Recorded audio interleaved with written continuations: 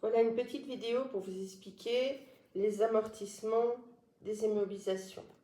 Alors d'abord, pour remplir ce tableau, vous regardez les anciens amortissements déjà établis, puisque là il est établi pour 50 ans, pour 10 ans, pour 5 ans, et ça c'est la date de mise en service.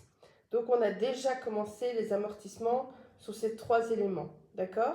Donc vous prenez la situation initiale, et là vous voyez amortissement acté construction 30 000, amortissement acté mobilier 7 002, et puis là sur le matériel roulant 8 000. Donc en fait vous allez dans votre tableau et vous allez les remettre, donc 30 000, 7 002 et 8 000, donc dans les amortissements pratiqués avant cette année N. Ça, l'année N, c'est maintenant. Donc, vous allez prendre le montant global 250 divisé par 50 ans et vous avez la valeur par année puisqu'on fait en linéaire. Ici, même chose, 24 000 divisé par 10 ans, ça fait 2004, et 20 000 divisé par 5 ans, ça fait 4 000. Ça, c'est les dotations de l'exercice N. Puis, vous calculez la différence entre ça et 50 ans, vous mettez les années de date de cession. Le corrigé sera en ligne. Maintenant, on vous parle de deux nouveaux éléments. On vous dit qu'il y a une photocopieuse à 1492 achetée le 13 juillet et un camion Renault acheté le 24 du 12. Alors, je vous donne les éléments et la base amortissable. Donc, c'est toujours vérifier la facture si jamais on vous en donne une et c'est le montant hors TVA. Maintenant, on n'a encore rien amorti dans le passé puisque ce sont des nouveaux, c'est des matériaux de cette année. Si on fait comme si on était en 2023. Alors, de nouveau, je prends le montant global divisé par la durée de l'amortissement. J'obtiens de la dotation d'exercice, ce qui n'est pas celui-là. Si vous faites le calcul, vous allez obtenir 373.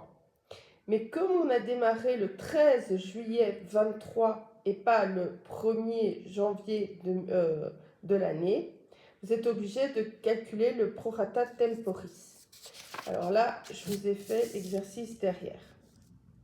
Ici, on voit la photocopieuse. Ça, c'est le montant global. En 4 ans, on obtient 373 euros. Ici, je vais faire 13 juillet 2023.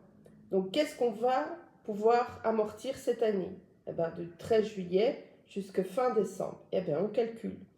Il reste au mois de juillet 18 jours pour terminer le mois, plus 31 jours du mois d'août, plus 30 jours de septembre, plus 31 jours d'octobre, plus 30 jours de novembre, plus 31 jours de décembre. Ça fait 171 jours pour cette première année au lieu de 365 pour une année complète.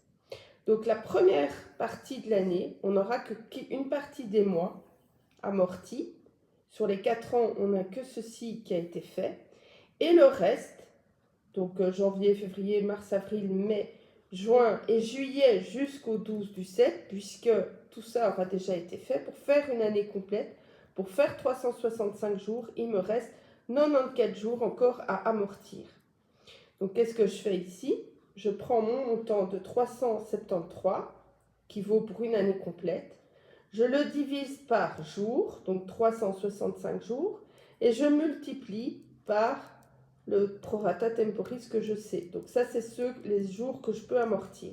Ça me fait un montant de 174,75 euros.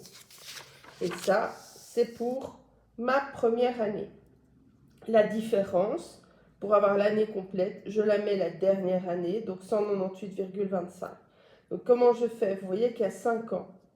Ça, c'est une année pleine. Ça, c'est une année pleine. Ça, c'est une année pleine, c'est-à-dire qu'elle commence le 1er janvier et se termine le 31 décembre. Tandis que là, l'année 1 et l'année 5, elles n'ont pas commencé le 1er janvier, mais additionner cette année-là et cette année-là, j'ai une année complète. Donc, comment on fait maintenant? On fait 1492 moins la première annuité de l'année 1, ça fait 1317,25.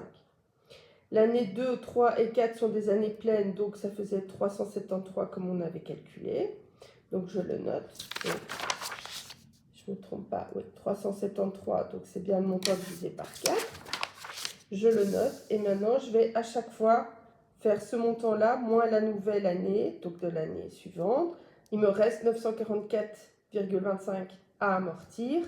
Puis ça moins ça donne ceci, ça moins ça donne cela, ça moins ça donne 0. Et donc on a amorti la globalité de la photocopieuse. On fait la même chose pour le camion, on fait le calcul. Alors, ici, l'année, c'était le 24 décembre. Si ça s'exprime le premier de n'importe quel mois, on pourra diviser par 12. Et on n'est pas obligé de diviser par jour, donc 365 jours. Mais on pourrait le faire par mois. Alors, je retourne. Je prends mon camion, qui a été fait le 24 décembre 23. Donc, il n'y a que 7 jours pour la première année. Donc, le montant du camion divisé par 5 ans, ça fait ce montant-là, divisé par 365 jours, multiplié par les 7 jours amortis de la première année. La première année, c'est 67,81. Donc, je prends mon deuxième tableau, j'ai pris 67,81. Et là, j'ai mis le reste pour faire une année complète. Donc, l'année 1 et l'année 6 forment une année complète.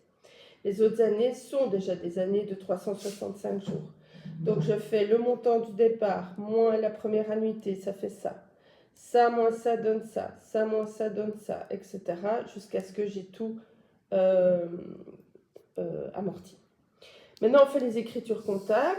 Alors, je vous rappelle, vous prenez les éléments qui sont amortis et ça se termine toujours par un 9. Donc, par exemple, le compte construction, c'est 221. Avec un 9 derrière, c'est les amortissements actés sur la construction. Ensuite, là, même chose, j'ai pris du mobilier, c'est 240, mais le compte 240 avec un 9, c'est amortissement acté sur mobilier.